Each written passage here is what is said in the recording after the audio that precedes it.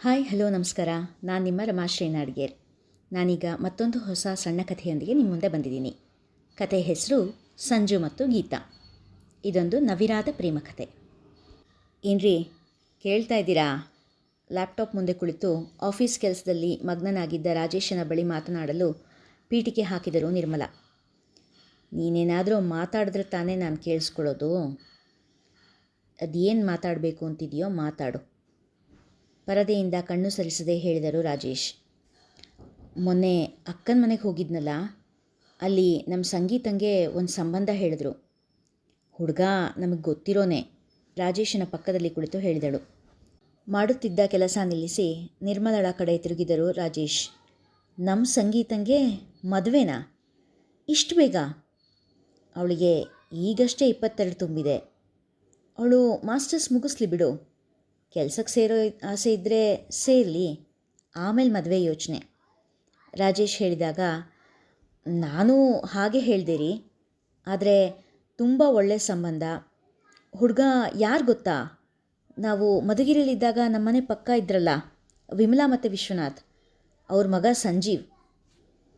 ನಮ್ಮ ಸಂಗೀತ ಮತ್ತು ಅವನು ಚಿಕ್ಕನ್ನಲ್ಲಿ ಒಟ್ಟಿಗೆ ಆಡ್ಬೆಳೆದವರು. ಕಂಡುಂಡು ಜನ, ಅನುಕೂಲಸ್ಥರು. ಅವ್ರ ದೊಡ್ಡ ಮಗಳು ಸುಪ್ರಿಯಾ ಇದ್ಲಲ್ಲ, ಅವಳ ಮದುವೆ ಕೂಡ ಆಗೋಗಿದೆಯಂತೆ. ವಿಮಲಾ ಅಂತೂ ಹಸುನಂತ ಹೆಂಗಸು. ಸಂಗೀತ ಅವ್ರ ಮನೆ ಸೇರಿದ್ರೆ ನೆಮ್ಮದಿಯಾಗಿರ್ತಾಳೆ. ನಿರ್ಮಲಾ ಹೇಳಿದಾಗ ರಾಜೇಶ್ ಕೂಡ ಒಂದು ಘಳಿಗೆ ಯೋಚನೆ ಮಾಡಿದರು.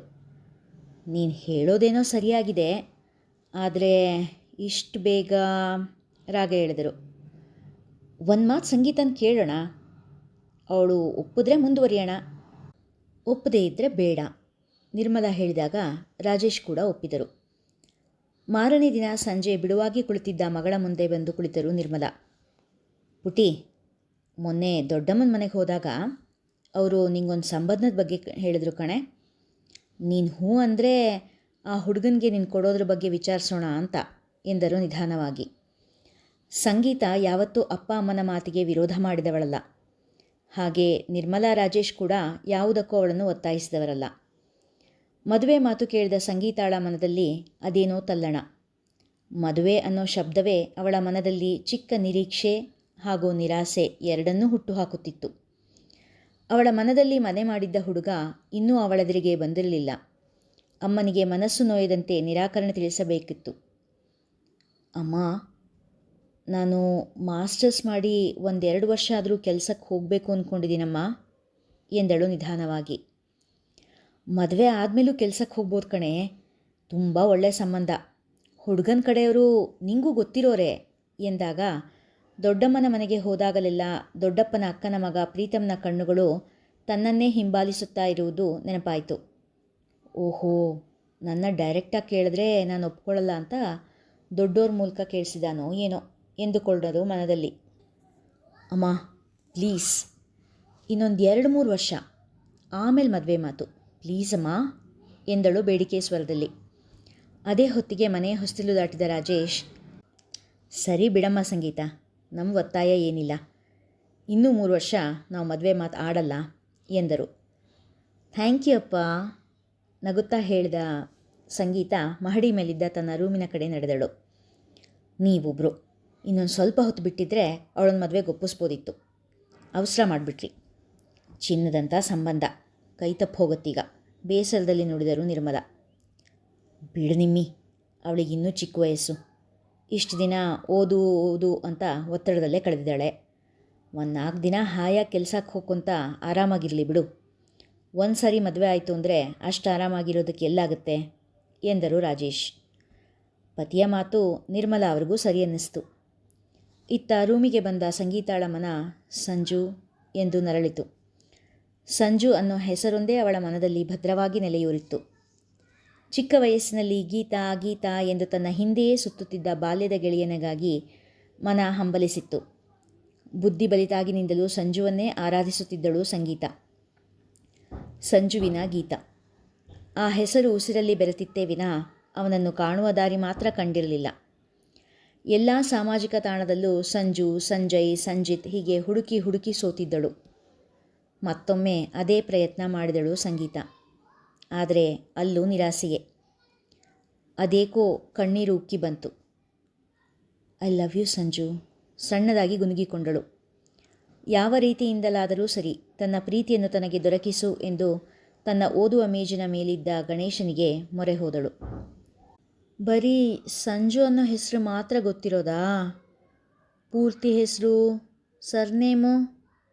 ಗೆಳತಿ ಪ್ರಿಯಾಂಕಾ ಕೇಳಿದಾಗ ಅಡ್ಡಡ್ಡ ತಲೆ ಆಡಿಸಿದಳು ಸಂಗೀತ. ಹೋಗಲಿ, ಅವರ ಅಪ್ಪ ಅಮ್ಮನ ಹೆಸರು, ಊರಿನ ಹೆಸರು? ಮತ್ತೆ ಕೇಳಿದ ಪ್ರಿಯಾಂಕಾಳಿಗೆ ಇವಳ ತಲೆ ಅಲ್ಲಾಡಿಸುವಿಕೆಯೇ ಉತ್ತರವಾಗಿತ್ತು. ಆವಾಗ ನಾನು ತುಂಬ ಚಿಕ್ಕೋಳು ಕಣೆ, ಮೋಸ್ಟ್ಲಿ ನನಗೆ 10 ವರ್ಷ ಇರ್ಬೋದೇನೋ.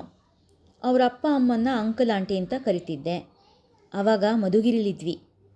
ಸಂಜು ಅಪ್ಪಂಗೆ ಬೇರೆ ಯಾವುದೋ ಊರಿಗೆ ಟ್ರಾನ್ಸ್ಫರ್ ಆಗಿತ್ತು. ಆಮೇಲೆ ನಮಗೂ ಅವ್ರಿಗೂ ಕಾಂಟ್ಯಾಕ್ಟ್ ತಪ್ಪೇ ಹೋಯಿತು, ಬೇಸರದ ದನಿಯಲ್ಲಿ ಹೇಳಿದಳು. ಸಂಗಿ, ಸುಮ್ಮನೆ ಮರ್ತು ಬಿಡೆ. ಅವನೀಗ ಎಲ್ಲಿದ್ದಾನೋ ಹೇಗಿದ್ದಾನೋ ಯಾರಿಗೆ ಗೊತ್ತು? ಇದೆಲ್ಲ ಸಿನಿಮಾದಲ್ಲಿ ನೋಡೋದಕ್ಕೋ ಅಥವಾ ಕಥೆಲಿ ಓದೋದಕ್ಕೂ ಚೆನ್ನಾಗಿರುತ್ತೆ ಅಷ್ಟೇ. ಸುಮ್ಮನೆ ಇದನ್ನೆಲ್ಲ ತಲೆಯಿಂದ ತೆಗೆದುಹಾಕ್ಬಿಡು. ಅಪ್ಪ ಅಮ್ಮ ತೋರಿಸಿದ ಹುಡುಗನ ಮದುವೆ ಆಗಿ ಸುಖವಾಗಿರು. ತನ್ನ ಆತ್ಮೀಯ ಗೆಳತಿ ಸಫಲವಾಗದ ಪ್ರೀತಿಯಲ್ಲಿ ನರಳುವುದನ್ನು ಕಂಡು ಹೇಳಿದಳು ಪ್ರಿಯಾಂಕಾ. ಸಂಗೀತಾಳ ಕಣ್ಣಿಂದ ನೀರು ಚಿಲ್ಲನೆ ಚಿಮ್ಮಿತು. ಅದೆಷ್ಟೋ ವರ್ಷಗಳಿಂದ ಹೃದಯವೆಂಬ ಚಿಪ್ಪಿನಲ್ಲಿ ಯಾರಿಗೂ ಅರಿಯದಂತೆ ಕಾಪಿಟ್ಟುಕೊಂಡು ಬಂದಿದ್ದ ಮುಗ್ಧ ಪ್ರೀತಿಯ ಮುತ್ತನ್ನು ಮರೆಯುವುದು ಅವಳಿಗೆ ಅಷ್ಟು ಸುಲಭವಾಗಿರಲಿಲ್ಲ. ಆದರೂ ಅದು ಅನಿವಾರ್ಯವಾಗಿತ್ತು. ಬಾ ಸಂಗೀತ, ನಿನಗೋಸ್ಕರನೇ ಕಾಯ್ತಾ ಇದ್ವಿ.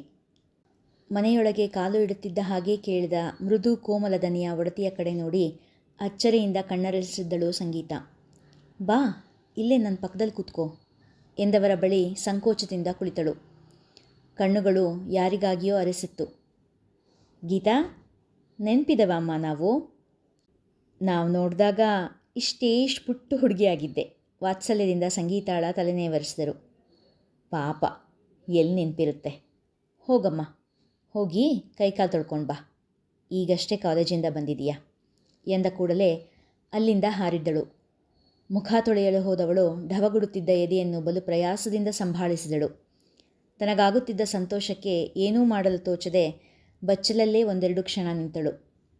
ತನ್ನ ಕೋಣೆಯ ಬಾಗಿಲು ಬಡಿದ ಸದ್ದಾಗಲು ಮುಖಕ್ಕೆ ಒಂದಿಷ್ಟು ತಣ್ಣೀರು ಎರಚಿಕೊಂಡು ಹೊರಗೆ ಬಂದಳು.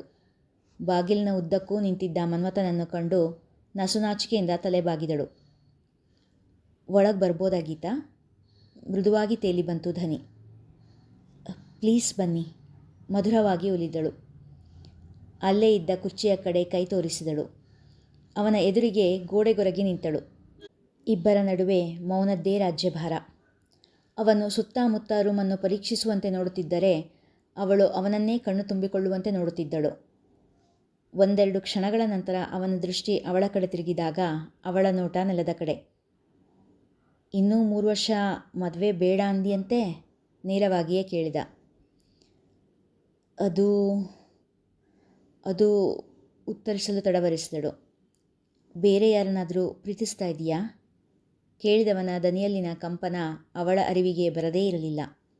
ಇಲ್ಲ, ಪಟ್ಟೆಂದು ಉತ್ತರಿಸಿದಳು. ನಿರಾಳತೆಯ ನಿಟ್ಟುಸಿರು ಹೊರಬಂದಿದ್ದು ಕಂಡು ಅವಳ ತುಟಿಗಳು ಬಿರಿದಿದ್ದವು. ಮತ್ತೆರಡು ಸೆಕೆಂಡ್ಗಳ ಮೌನ. I love you Geetha. ಚಿಕ್ಕ ವಯಸ್ಸಿನಿಂದ ನಿನ್ನನ್ನು ಪ್ರೀತಿಸ್ತಾ ಇದ್ದೀನಿ. ನೀನು ಯಾವಾಗ ಸಿಗ್ತೀಯೋ ಅಂತ ಕಾಯ್ತಾ ಇದ್ದೆ. ನೀವು ಎಲ್ಲಿದ್ದೀರಾ ಅಂತ ಗೊತ್ತಿರಲಿಲ್ಲ. ಮೊನ್ನೆ ನಿಮ್ಮ ದೊಡ್ಡಮ್ಮನ ಮನೆಯಲ್ಲಿ ನಿಮ್ಮ ಅಮ್ಮ ಸಿಕ್ಕಿದ್ರು ಅಂತ ನಮ್ಮಮ್ಮ ಹೇಳಿದ ಕೂಡಲೇ ನನಗೆ ನೀನಂದರೆ ಇಷ್ಟ ಅಂತ ಹೇಳಿಬಿಟ್ಟೆ. ಆದರೆ ನೀನು ಮದುವೆಗೆ ಒಪ್ಪಲಿಲ್ಲ ಅಂದಾಗ ಒಂದು ಸಾರಿ ನಾವೇ ಬಂದು ಮಾತಾಡೋಣ ಅಂತ ಬಂದುಬಿಟ್ವಿ. ಒಂದೇ ಉಸಿರಿನಲ್ಲಿ ಹೇಳಿ ಕರ್ಚೀಫ್ನಿಂದ ಬೆವರು ಒರೆಸಿಕೊಂಡವನ ಕಡೆ ಒಲವು ತುಂಬಿದ ನೋಟ ಬೀರಿದಳು ಗೀತಾ.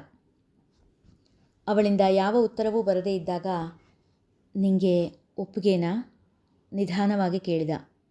ಗೀತಾ ಅವನ ಕಡೆ ಒಮ್ಮೆ ನೋಡಿ ತನ್ನ ಮೊಬೈಲ್ ತೆರೆದು ಸರ್ಚ್ ಹಿಸ್ಟರಿಯನ್ನು ಅವನ ಮುಂದೆ ಹಿಡಿದಳು. ಸಂಜು, ಸಂಜಯ್, ಸಂಜಿತ್, ಸಂಜೋಗ್ ಎಲ್ಲ ಹೆಸರುಗಳ ಪಟ್ಟಿಯೇ ಅಲ್ಲಿತ್ತು. ನಸುನಕ್ಕು ಅವಳ ಮೊಬೈಲ್ ತೆಗೆದುಕೊಂಡವ ಸಂಜೀವ್, ಸಂಜು ಎಂದು ಟೈಪಿಸಿದ. ಬಂದ ಅವನದ್ದೇ ಭಾವಚಿತ್ರ ನೋಡಿ ಗೀತಾಳ ಮುಖ ಅರಳಿತ್ತು. ಸಂಜು ಮತ್ತು ಗೀತಾ ಸೇರಬೇಕು ಅಂತ ಬರಿದಾಗಿದೆ ಎಂದು ಬ್ರಹ್ಮನು.